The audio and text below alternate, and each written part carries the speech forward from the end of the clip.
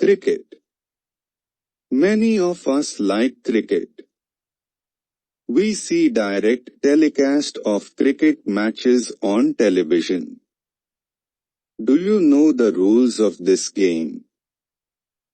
Cricket is played with a bat and a ball. The bat is made up of wood. It is 3 feet long. At a time, 2 teams play. Each team consists of 11 players. The cricket ground is a big grassy field. 2 sets of wickets stand in the center of the field. They are on an area marked for playing. It is called the pitch. Each wicket has 3 upright stumps. 2 small sticks rest on top of the stumps. These are called bails.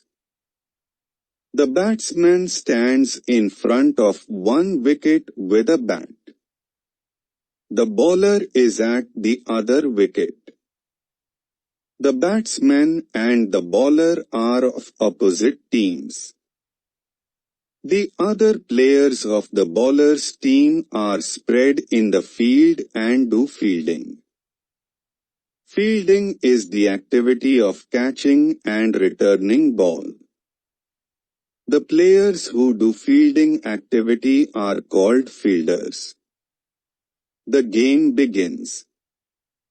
The bowler throws the ball at the opposite wicket.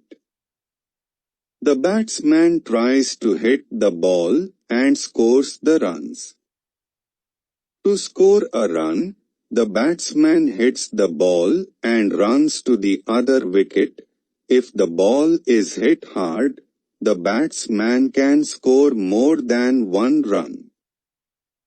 If the batsman hits the ball so hard that it hits the lining around the field, he scores 4 runs. If the batsman hits the ball out of the lining of the field without falling within the ground, he gets 6 runs.